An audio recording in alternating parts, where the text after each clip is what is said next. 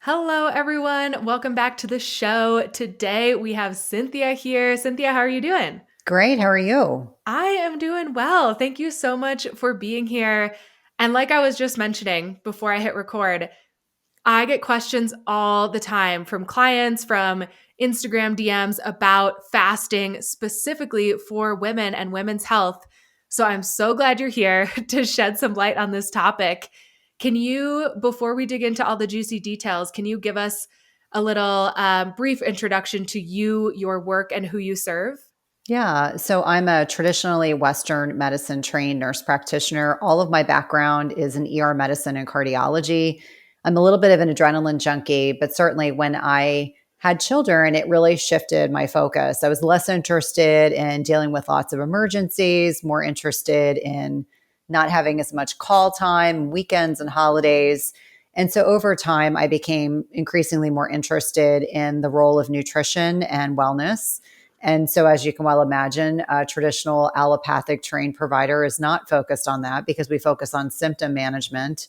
And so, I tried a couple different things out. I started a PhD program, I did a wellness coaching program, and then I landed squarely within a functional nutrition program, which is really what lit me up.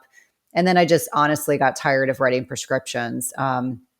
Took this massive leap of faith, left clinical medicine, and became nearly instantaneously very profitable because there was a group of women that felt very undervalued, underserved, not well represented. And so I have, created programs and one-on-one programs for women serving the needs of, women north of 35 predominantly. I would say 35, 45, and 55 and beyond. And so out of that, I really got very granular about looking at the role of nutrition, anti-inflammatory diets, and then ultimately meal frequency became a strong interest of mine. Initially, just personally, and then it kind of spawned out into the work I was doing with women. And then fast forward to doing a couple TED Talks, one of which that went viral. And that is now what I'm known for, although it was never truly not intentional. That is now what I'm known for. And that is the basis of my new book, Intermittent Fasting and Transformation IF45. Very, very cool. And so, could you elaborate a little bit more on what about fasting specifically and fasting for women? Like, how did that become your area of focus? Well, I mean, I was focused on women as soon as I left clinical medicine. So that was the focus of my entrepreneurial world.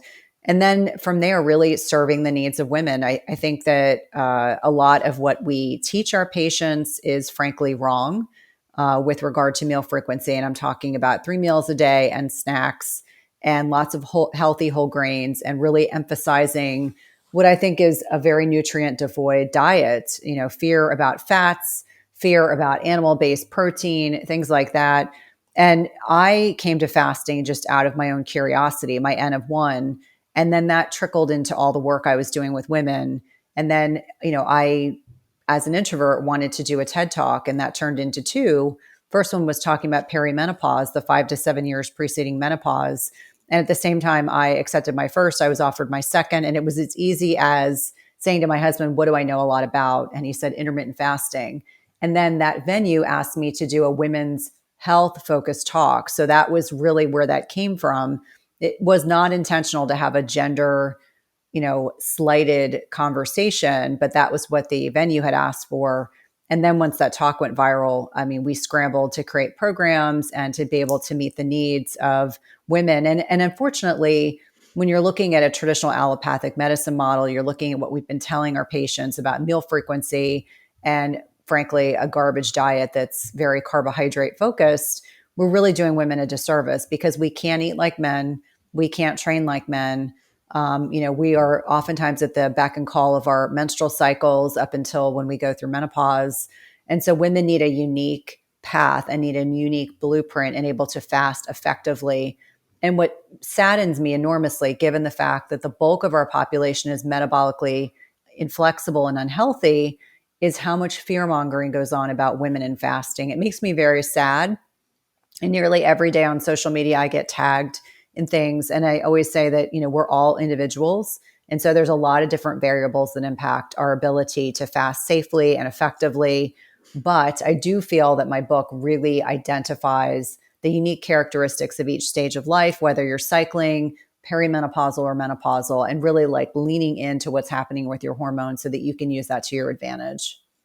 Yeah, and I think that's important. Like I'm glad you kind of phrase things that way because it's not like this is necessarily supposed to be a one gender sided conversation, Mm-hmm. especially with depending on how people identify these days and all these other factors that we have in 2022. Mm-hmm. But it is important to distinguish that because of our different hormone profiles, some people say, women are not small men. And that's Mm-hmm. true. Exactly like you said. Like, I certainly do not eat like my partner. I have been at a lot of big gyms, and there are women who can train like total beasts. But Mm-hmm. just like you said, because of how our hormones fluctuate, we can't train to the exact same schedule as a man. And there's nothing good or bad about that. It's just different. Right. And I don't think we need to like brush those differences under the rug. I think they should be part of the conversation when we're talking about Mm-hmm. health and wellness. So I really want to dig into what you just said, but I feel like before we go there, as far as kind of some myth busting, let's define fasting a little bit more for the Mm-hmm. audience because there are so many different windows that are recommended of eating and fasting. What are some general guidelines? Like when you say intermittent fasting, Mm-hmm. what does that include? What do you lay out in your book specifically? Yeah. So when I'm talking about fasting, it's really eating less often. And for the purposes of my book, I stick with a 16-8. So 16 hours fasted with an 8-hour feeding window. And to your point, there are a lot of different variations. That's the beauty of intermittent fasting is there's a lot of flexibility. But when you're a newbie, when you're new to fasting, you need to stick with something consistently. And I think a 16-8 fasting feeding schedule really keeps things very simple. Obviously, you'll see people that will eat one meal a day, OMAD. You'll have people doing a 5-2. They might, eat their normal meals 5 days out of the week and then have, 500 or 600 calories for 2 days. That to me is more torturous than fasting. And so there's lots of different variations done for different reasons. I think it's really important for people to be very, very clear about why they're fasting. I think a lot of women in particular come to fasting out of curiosity. They want to change body composition, they want to lose weight, and they end up ultimately staying for all the other benefits that perhaps they did not realize. I'll give you one example. When you're in a fasted state, as you are becoming fat adapted and your insulin levels are lower, your body will tap into fat stores. And so one particular ketone or type of fat that can be broken down is called beta hydroxybutyrate. And this crosses the blood brain barrier seamlessly. And so people feel amazing because they have this very efficient fuel source being used by their brains. Mental clarity. They have tremendous, energy. They are not fixated on food. And so I think, first and foremost, you have to define where your starting point is and what your goals are. And that will help you kind of determine what path you need to head down. I do like keeping things really simple for people when they're starting out. I think that there has been this myth of, breakfast is the most important meal of the day, that you have to eat for meal frequency to stoke your metabolism. And I would actually argue that those kinds of mindset and methodologies have contributed to the degree of metabolic disease that we're now seeing, which for me as a nurse practitioner is incredibly distressing. And so when we really look at the data and the research over the past 20 years and the health of not just women, but also men, you start to recognize that current kind of dogma that we have been so embracing for most of our adult lives is really doing us a tremendous disservice. Yeah. And you have a whole section at the beginning of your book that kind of goes Mm-hmm. into some of these myths and busting Mm-hmm. them. So, one that I really wanted to talk about is this calories in and calories out is all Mm-hmm. that matters. Mm-hmm. Can you dig into that one a little bit for us? Yeah, I mean, unfortunately, we have this very reductionist thinking that it's just about calories. And I like to remind people, and even Dr. Jason Fung and I have spoken about this, that our body doesn't recognize calories. It recognizes macronutrients, and those have a direct impact on our hormones. And hormones are what drive metabolic dysfunction. Specifically, probably the one that's most recognizable is insulin. And so I remind people that if we think of fasting just as, oh, the reason why it works is because it's a reduction in calories. then you're missing the whole point. It's all this neurohormonal regulation that goes on when you're in a fasted state. It's not just insulin. It's not just your satiety hormones. It's not just the net impact on sex hormones and thyroid hormone and growth hormone and so many hormonal mechanisms that are properly regulated when we're not constantly feeding ourselves. So I think when people remain really stuck on the fixation of calorie reduction or calories in general. I have women every day across social media who want to know, how many calories do I eat a day? And I said, I don't count calories. I have a good idea what my macros are because I've been doing this a long time.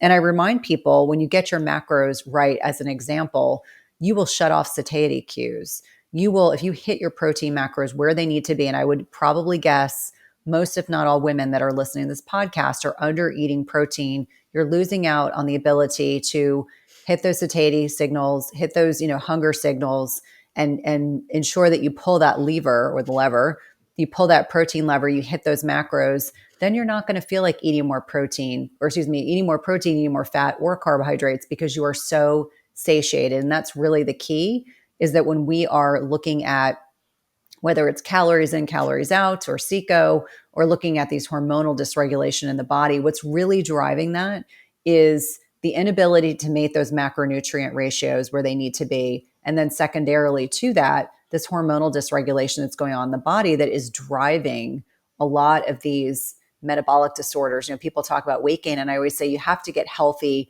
to lose weight. Unfortunately, we as a society, again, it's the calories in, calories out, the quick fixes.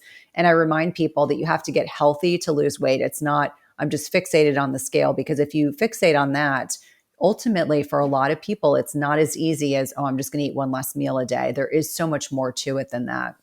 Mm-hmm. Yeah. And I have seen that time and time again with the hundreds of women that I've worked with over the years. Is there's a lot of underlying health concerns, Mm-hmm. wellness, like thinking of the mind body connection as well. Mm-hmm. So I totally understand and appreciate the science behind the energy equations that Mm-hmm. are present in our body. But at the same time, I think simplifying it to that level is kind of a disservice, like you said. Yeah, it's this very reductionist thinking, and I don't say that lightly, because I recognize that for a lot of people, they have embraced the calories in, calories out model for such a long period of time. There's a degree of cognitive dissonance that they cannot get beyond, that it's really hard for them to say, I don't have to count calories anymore. Like, I don't understand that. That freaks me out. I mean, I had a call with one of my IF45 classes today, and sure enough, it came up multiple times. How many calories do you eat every day? And I said, I don't count calories. I try to hit my protein macros. And if I can do that, I will stop eating. And so it's really a beautiful thing when people start to feel like they're more connected to their bodies. And that's something that I'm sure you probably do with your clients as well, is that I want people to lean into what their body is telling them. Do you need more carbohydrates today? Do you need more protein? Do you need more healthy fats? Really leaning into where you are in your menstrual cycle and how you can eat to fuel your body. What types of exercise are you doing to, properly support your body, depending on where you are in time and space? And that's so different than the dialogues we've been having with patients for years and years and years. Is it any wonder people are really, really confused? Mm-hmm. Yeah, and I like how you pointed that out too. I mean, how many calories you eat or macros, how many calories or macros I eat Mm-hmm. doesn't really matter for anyone else. I Right. do love doing those full day of eating posts once in a while, just as like ideas and snapshots and for fun. Mm-hmm. But nobody should match my food intake exactly, because we're No. different. We train differently. We have different schedules. Like today is a day where I'm sitting at my desk a lot. I'm not super active. I assume I already have kind of noticed my hunger's gone down a little bit. I'm going to Mm-hmm. try to honor that today. And I love how you've emphasized protein as well. Mm-hmm. I'm going to argue that a lot of people listening to this podcast are eating their protein, because it's something we talk about a lot. And that makes me really Great. happy that you like put that extra layer in Mm-hmm. there.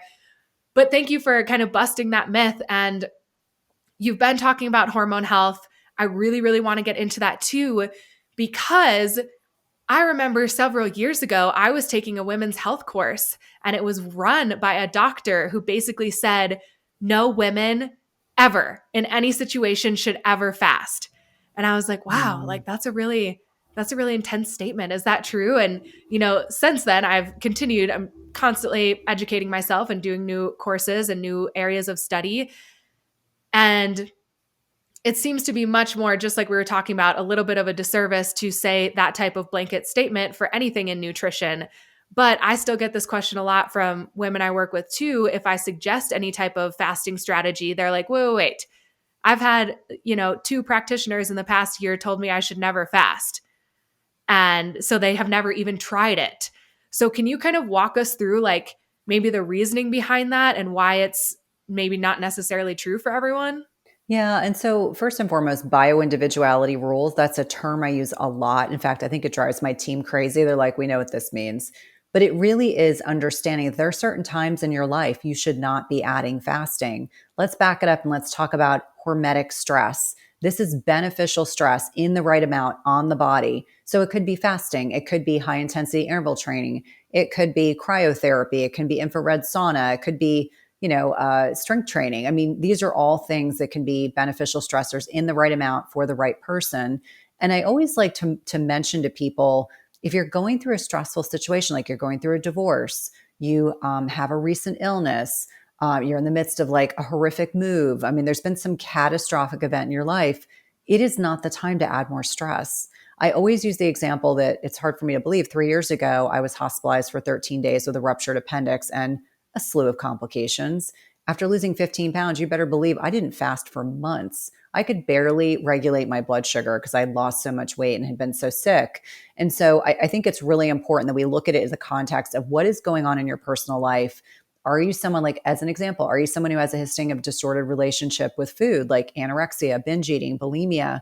I have met some women who've successfully been able to use intermittent fasting as a strategy. They also concurrently are working with a eating disorder specialist, but that's the minority. And I remind people that there are specific things, like if someone's a brittle diabetic, if someone is pregnant or breastfeeding, if someone's gone through, like I did, a significant illness, there are just specific times. Teenagers, children should not be fasting. If you're underweight, you should not be fasting. But most other people, and think about it just from a ancestral health perspective, we would not have survived as a species if we had not been able to have periods of feasting and periods of fasting, or famine for that matter. Our bodies are designed to be able to tap into fat stores for energy. So to make a blanket statement and say that an entire gender can't safely fast, I think it's a bit of fear mongering. And I understand that individual, I'm sure, came from a good place. Maybe that had been his experience. Maybe he had a couple negative experiences that clouded his perspective. But I remind It people was they're actually usually, a female doctor. oh, even worse, even worse. Usually it's the men, but I find for me, it's very nuanced with women. We know there are certain stages in the menstrual cycle where you can fast effectively. We know there are stages where you shouldn't. If you're a woman that's perimenopause, that's 5 to 10 years preceding menopause. So women in their late 30s, early 40s, you're there. I know everyone's in denial about it. I know I was too.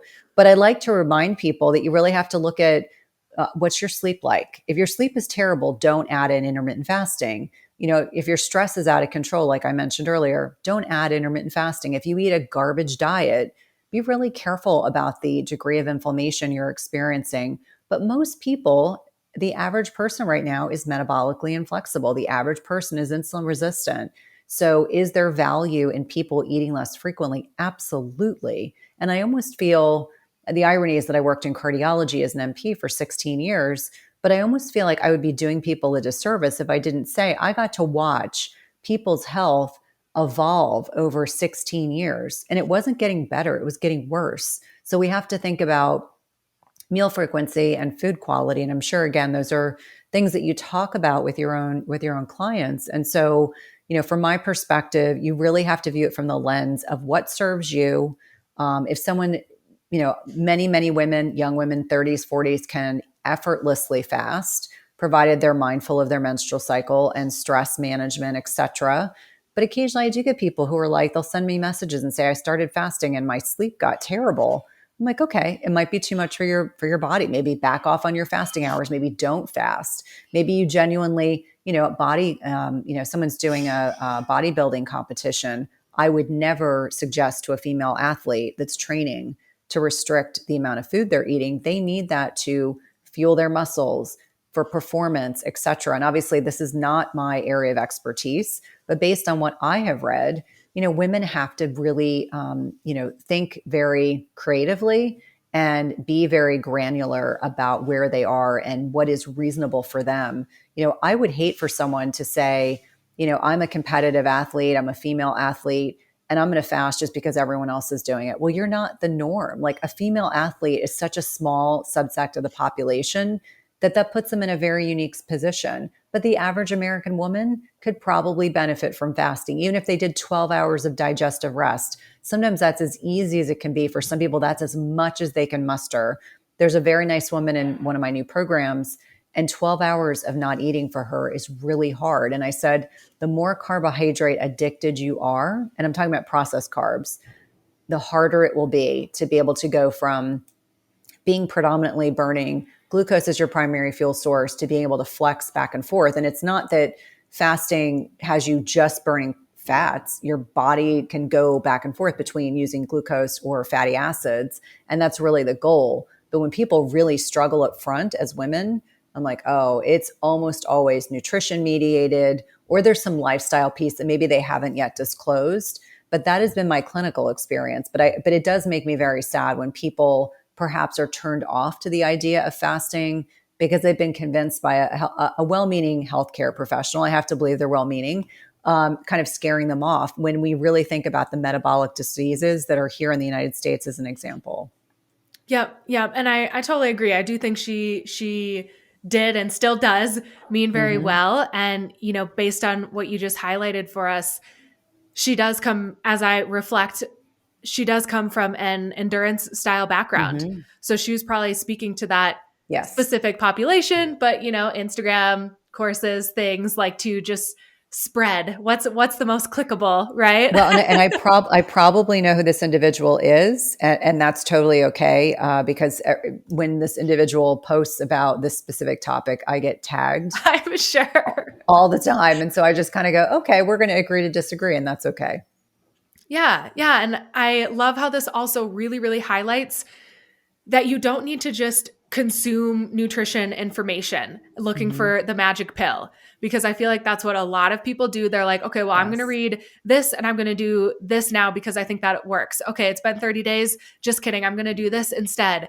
But if you're never taking that time to, one, be patient, and two, come back to check in with your body, that's really how you learn what's going to Yep. work best for you. Just like you mentioned with that client who was struggling with 12 hours and maybe needing to adjust. I know you mentioned sleep as well, and brain fog versus brain clarity.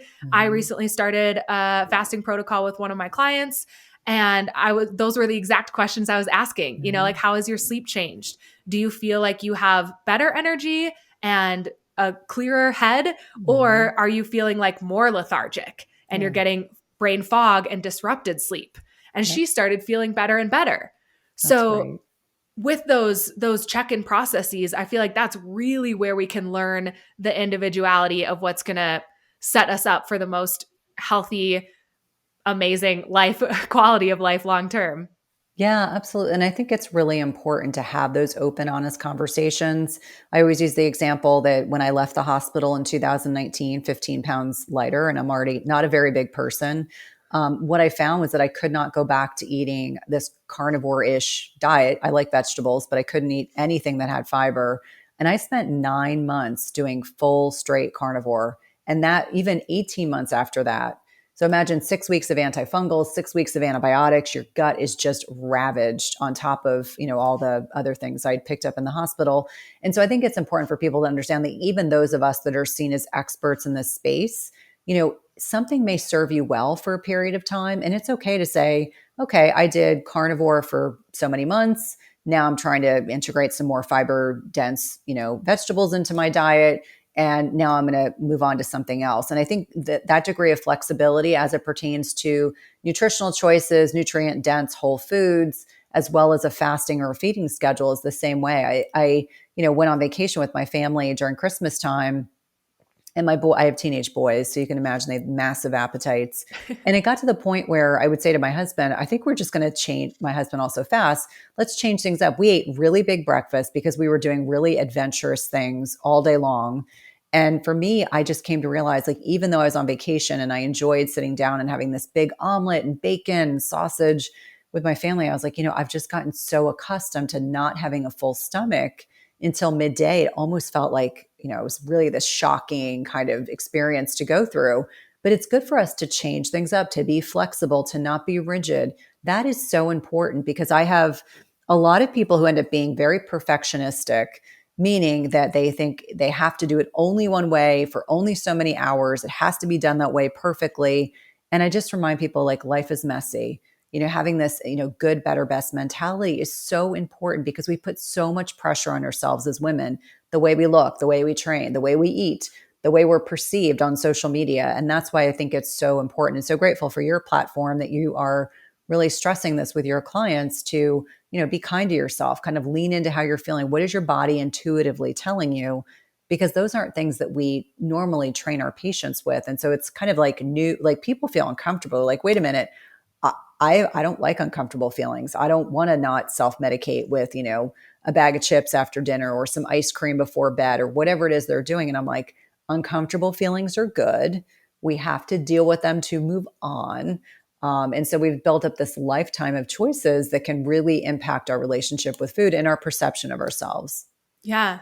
Yeah, that's really, really important. I hope everyone really hears that message. I love that. And you mentioned some more hormones that I want to kind of dig Mhm. into, as well as metabolic health. So, Mhm. what are some of these hormones that influence a healthy metabolism, especially as Mhm. we age, and how are those impacted by fasting? Yeah. So let's start with sex hormones because I think people have heard of most of them. So during our menstrual cycle, the first half of our menstrual cycle is the follicular phase, and that's where estrogen dominates. And estrogen is this wonderful hormone that allows us to work out really hard and we can push our fasting levers. We can fast longer. We can work out harder in the gym. But what's interesting is after we ovulate, progesterone predominates, and progesterone is kind of the mellow sister. And this is the hormone where we're supposed to do less intense exercise. We become a little more insulin resistant with progesterone versus estrogen is insulin sensitive.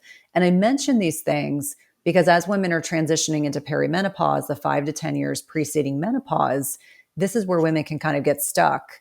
And it can be important for people to understand that it may not be that, our ovaries are producing as much progesterone. So we get this relative estrogen dominance, if anyone's heard of that terminology before.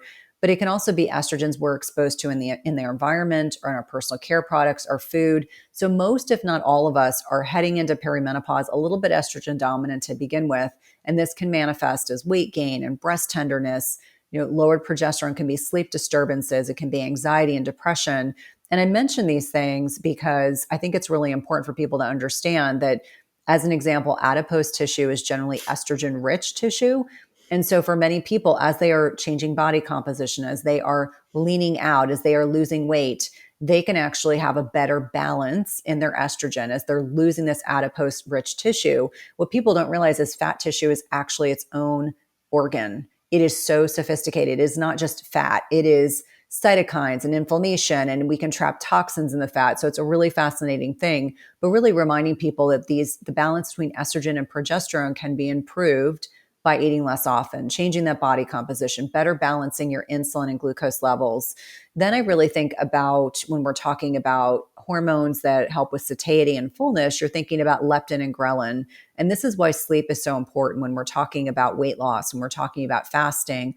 I remind people there's a study that was done that indicated that if you sleep less than 6 hours a night, your ability to actually control your blood sugar is diminished by about 60%. That is substantial given the population is already metabolically unhealthy. So getting really good sleep will help balance blood sugar, insulin, cortisol. Cortisol is it's not a bad hormone. It gets a bad rap. But if you're chronically not getting enough sleep, totally stressed out, you're going to get this imbalance in the autonomic nervous system. And then we think about leptin and ghrelin, and they're meant to work in balance, kind of like a seesaw. So your appetite cues are supposed to be stimulated when you've eaten enough food, which communicates with your brain. But if you're obese, if you're insulin resistant, you're more likely leptin resistant. So that communication pattern between the brain and the stomach, and there are other areas of the body where we have leptin receptors, can be skewed and can be put off base. So I always like to remind people that, when you're in a fasted state, you're helping to regulate leptin and ghrelin over time. The longer you fast, not necessarily like duration of hours, but the amount of time, like over months of fasting, intermittently, you will get better regulation in your appetite and satiety hormones. And that's why you get less hungry. Like people will say, oh my gosh, I don't know how you don't eat for 16 hours, 18 hours. And it's because you're getting better neurohormonal communication within the brain and within the body. And then I also think just about the fact that when we talk about metabolic flexibility, it's really this communication between, as we're getting stimuli in, whether it's the food choices we make, we know that fat has the most negligible impact on blood glucose. Excuse me, I have hiccups. Blood glucose, and then protein, and then carbohydrates. So I like people to understand that when you break your fast, as an example, we want to break our fast always with some protein. You can have protein and carbs. You can have protein and fat. You never want to break your fast with just carbohydrates because you will get a much more exaggerated blood sugar and insulin response. Now, it's important for people to understand insulin is not a bad hormone. Blood sugar is not a bad hormone. We want to make sure that our body appropriately responds. Like as we eat, our blood sugar is going to go up, insulin secreted, it tries to move our blood sugar into cells. And that's an oversimplification, of course. But I think it's really helpful for people to understand that our response to the foods we eat is another example of this hormonal regulation. So I'll give you an example. I wear a continuous glucose monitor because I'm a data nerd. That's the easiest way to explain it. But people could use a glucometer, which is just a blood sugar monitor. But important for people to understand, what is your response to a particular food? I'll give you an example. I've been gluten, grains, and dairy free for a long time. I'm very happy in this space. I don't feel neglected. But I do have some carbohydrates that my body reacts to better than others. I love plantains. Plantains do not love me. It doesn't matter how I cook them, how I make them. I get a very exaggerated blood sugar response. And so for me, when your blood sugar goes up by more than 20 or 25 points, from pre-meal when you're hungry to post-meal, that's a sign that that food, very likely the carbohydrates, are not agreeing with you. And so obviously I dive a little bit more deeply into this in the book, but I like people to feel empowered. This is where bioindividuality comes in. I can eat tropical fruits without any problem. Plantains, they don't like me, but I can do squash, I can do root vegetables, I do just fine. But I think it's important in the context of talking about metabolic health, really leaning into what works best for you and your body and being honest about it. Like, it's interesting to me, I can have stevia sweetened chocolate, negligible impact on my blood sugar. But the plantains, as sad as it is, because we just got back from a trip where, they made everything from scratch. They were amazing. And I did eat them a couple times, very small amounts. But it's important for us to understand, like, what does your body react to? Kind of lean into what it's trying to tell you. And when we talk about metabolic health, it's not just flexing back and forth between using fats or using glucose as a fuel source. It's also, what's your waist circumference? What's your blood pressure like? What are your lipid panel like? What's your fasting insulin, your fasting glucose? What's your triglycerides and your HDL or your LDL? Important to know those numbers so that you can determine, are you metabolically healthy? And I think this is something that's not estimated enough when we talk about metabolic syndrome, metabolic inflexibility. It's important for everyone to really know those numbers. Yeah, thank you. That was a really, really great overview. And I think what you touched on there at the end is important to highlight too, that you can learn what foods your body responds to really well and what ones you kind of stay away from. Like me personally, I've been gluten-free for almost a year. We're getting pretty close now. Mhm. But once in a while, I still have gluten if like someone makes a really special treat or something like that. And just like you said, try to have the smaller portions and Mhm. really just mindfully eat that and understand how your body might respond. But it doesn't have to be this big, like restrictive, crazy Mhm. obstacle that you like throw in your path. It can be like, oh, my body doesn't respond great to that food. Like, I'm going to really try to minimize that and maybe take a break for at least a little while Mhm. and pay attention to what happens when you do really want that food and you want to have a small amount. Because I think sometimes too, we learn these things about ourselves and then we immediately put up like black and white rules. Mhm. Just like you said with fasting too, like it doesn't have to be this, you must do it this way, like that good, better, best. I like how you kind Yes. of laid that out. I think that's really important to remember here too. Well, and I think you want somebody to be sustainable. And if you have this perfectionistic, rigid, and I know plenty of people like that, you are not going to be able to make it sustainable. And I think on many levels, and when people hear, and I'm just very transparent, I'll say I'm always happy to share going gluten free, reversed 2 autoimmune issues I had, going dairy and grain free, just agrees with me. I'm not in a bad space. Like, I'm a happy person who eliminates those things. I don't miss alcohol because it was the only thing that gave me hot flashes, and I'm really protective of my sleep. But if someone asked me to give up my vice, which is dark chocolate, I would struggle with that. So I just kind of let that be. I always say to my husband, like, I need to have one vice, and that's like a pretty benign one. But I think for anyone that's listening, we don't know how we feel unless we eliminate something. I usually recommend at least 30 days if you're going to do an elimination diet, to do 30 days, sometimes 60, especially gluten we know can provoke kind of an immune response in the body that can last that long. So really kind of leaning in. To me, when I took gluten out of my diet 10 years ago, it seemed revolutionary. And now it's like there's no looking back. It was one of those things that for me was just easy in the respect that I leaned into how much better I felt. And so that can be very helpful. But again, to your point, if there are people who are very disconnected from their bodies, they don't really lean into that, it may be much less sustainable, maybe much less realistic for them to be able to do long term. Yeah, sustainability is really what matters as far as when we're talking about true longevity and Mm-hmm. health. Yeah. So digging a little bit more, obviously your book kind of lays out this IF-45 strategy that you have. So Mm-hmm. if someone is listening today and they want to dip their toe, obviously this episode should be out right around when your book comes out. Mm-hmm. So hopefully they can just buy that and start learning. But if there were a couple general tips for people who are considering an intermittent fasting schedule and they want to get started, what would be the first couple things that you recommend? Yeah, I mean, I think the first thing that I generally suggest is they stop snacking, because stopping snacking will force them to adjust their macros. And by macros, I mean your protein, fat, and carbs that you're eating with your meals. Even my teenagers know if they get hungry in between meals, the first thing I say was, did you eat any protein? And then they just kind of get irritated. So I think, the whole concept of snacking is making us sick, and sick not in a very beneficial way. So stop snacking because you need to restructure your macros. I think number two is really getting a sense and an idea of what's your baseline. So this is a time to get your lab work done, check in with your healthcare provider, especially if you're on medications. There are some medications you have to take with food, so you may have to restructure what you're doing. I take thyroid medicine every day. Unfortunately, this is very common in middle age for women to need thyroid support. And, I worked through every angle I could think of and was very resistant to going on medication. But for some people, you do have to take medication every day, and there's no shame in that. I would say, beyond that, I think really being honest with yourself about what's your stress level like, what's your sleep quality like, because a lot of people come to fasting because they want to lose weight. And I understand that. I appreciate that. But if you're not sleeping through the night, don't try fasting. It's like that added stressor is not going to make things better.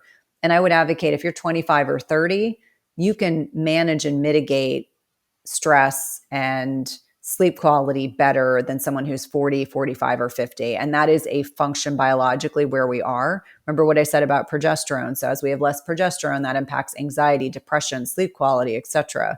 So you just have to really lean into where you are in your cycle, where you are in your life stage. If you are a 25-year-old, I don't mean to keep picking. I have a 25-year-old on my team who I just adore. But if you are a lean 25-year-old athlete, you can't fast the same way as a 50-year-old menopausal woman. And so just being very, very honest with who you are, what's your lifestyle like, what's your training like, what's your nutrition pattern like, and just recognize you may have to make some adjustments and be open to it, because the rigidity and perfectionism just gets old really fast. You're just going to set yourself up for failure. And I want everyone to be successful. Yeah. Thank you. Yeah, those are some good tips to just kind of check on first and foremost. And then kind of my second part of that question, what are some mistakes that you've seen people make when Mhm. they are starting their fasting journey and maybe they, you know, have these mistakes right off the bat that kind of derails them? What would some examples of those be? Well, again, I want to believe these are well-meaning people on Mhm. social media, but I've seen fit pros suggest, oh, if you eat something that's under 50 calories, it doesn't count. Mm. Well, if you think about what happens in your body, there's something called cephalic phase insulin response in response to thinking you're going to get food, even if it's, a handful of grapes or a quarter of a banana or whatever it is that you're trying to consume. So the concept of clean fasting, understanding what that means, understanding what you can consume beverage wise while you're fasted. I see a lot of people thinking they can drink bone broth. I have people who think they can have branched chain amino acids. Someone the other day was drinking vegetable broth, assuming that was okay. And I was like, well, not really. Or they're having, like I said, a handful of grapes or something that's under 50 calories, or they're chewing gum or sucking on mints or having a candy in their mouth. And I just have to remind them, like, physiologically, what's happening when you do that, when your body assumes you're going to get food or it's getting food. So, not clean fasting. And I like everyone to have the basics underway. I would say the other thing is people who just continue to snack in between meals. Like they say, okay, well, I'm going to have an 8-hour feeding window, and that means I can eat every 2 hours. No, that's not really what I'm talking about. And I would say the other probably fairly common mistake that I see is not appropriately fasting for your menstrual cycle. Someone, I got a text message earlier today from another nurse practitioner, and her comment was, oh, I'm struggling to get through my fasting window. I'm only at 14 hours. And the first thing I said, my text was, where are you in your cycle? She's like, oh, it's supposed to start tomorrow. I'm like, there you go. So really leaning in and getting honest and a little granular. Granular isn't sexy, but it is certainly a good way to just keep yourself honest. So that made me want to ask a follow-up question about your cycle then. Would you typically recommend, or what is the best time to fast in relationship to your cycle then, if someone is a Yeah, I cycling mean, young female? typically when estrogen predominates, so the first 2 weeks of your menstrual cycle, from the day you start bleeding till before ovulation. So that follicular phase when estrogen predominates, when estrogen is an insulin sensitizing hormone, you're really working with your biology as opposed to against it.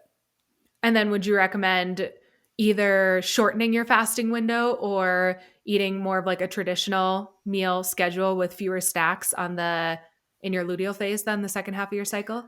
Yeah, I mean, typically 5 to 7 days preceding your cycle, you want to adjust it and adjust your macros, and obviously, I go more detailed into this in the book. But this is again, leaning into what's going on physiologically with your cycle, and for a lot of people, they completely don't necessarily believe that, and then they wonder why they're struggling. They can't sleep. Their anxiety is bad. Their sleep is terrible, and I always say, if your body perceives it's too much stress, and what is the luteal phase designed to do? Like, let's just think physiologically, what your body is preparing itself for. If you don't end up getting pregnant, it's obviously different. But if your body perceives that it's going to be giving all these reserves, and you're restricting, your macros, and you're putting too much stress on your body is going to let you know. I think a lot of people unknowingly don't fast properly because there isn't enough good research. That's number one. A lot of the research has been done on lab animals, which we are not lab animals. But I think that there just isn't enough work being done in this area. Unfortunately, a lot of researchers don't want to do research on women of childbearing age. I understand intellectually, but I think it does a disservice to us as individuals, as women. Right, because we have these extra variables called menstrual Hmm. cycles, and men are Yes. just easier to study, but Yeah. maybe they're the Postmenopausal anomaly, women. okay? And we should just study us. Yeah. No, I mean, postmenopausal women and men, there's a lot of research because it takes out the variables of fluctuating hormones, et cetera. And I remind people that, I understand why, but we really do women a disservice. And I can understand if it's children, but women that are adults and can, properly be advised of what the pros and cons of working with research, that's obviously important, but yeah, it's definitely doing a disservice to us. I think we'll continue to see that change. I hope we will. I feel like things are trending in that direction. Hmm. So hopefully we will continue to see that. And I think, your book speaks a lot to what people want. Your work speaks a lot to what people want to see in the nutrition field, in the health and wellness field. So thank you again so much for your expertise, and please remind everyone where they can find you, the release date of your book, which I will link in the show notes, and the best way to learn more from you. Yeah, thank you so much for having me. So it's Intermittent Fasting Transformation IF45. It goes on sale officially. You can buy it in pre-sale, but it's available on March 15th, 2022. You can get it on Target, Amazon, Barnes and Noble, and your other local booksellers. If you get the pre-sale before the 15th, there are a lot of bonuses. Depending on when this launches, I'm not sure. We have 3 or 4 things that we're kind of releasing them as we go along over the next couple weeks. Best place to look for me is on my website, www.cynthiathurlow.com. I'm active on Instagram, Facebook. I have a free Facebook group called Intermittent Fasting Lifestyle / my name. I'm also snarky and on Twitter. You can find me. You can find me all over. But I also have a podcast called Everyday Wellness, and that is probably one of my favorite things I do in my business. Being able to connect with the best people in the health and wellness space is really an honor. But thank you for having me. Yeah, thank you for being here. And thank you everyone for listening. If you loved this episode, don't forget to leave a review and definitely share it to your story and tag Cynthia and I so we can share you some love right back. And we'll talk to you guys next time.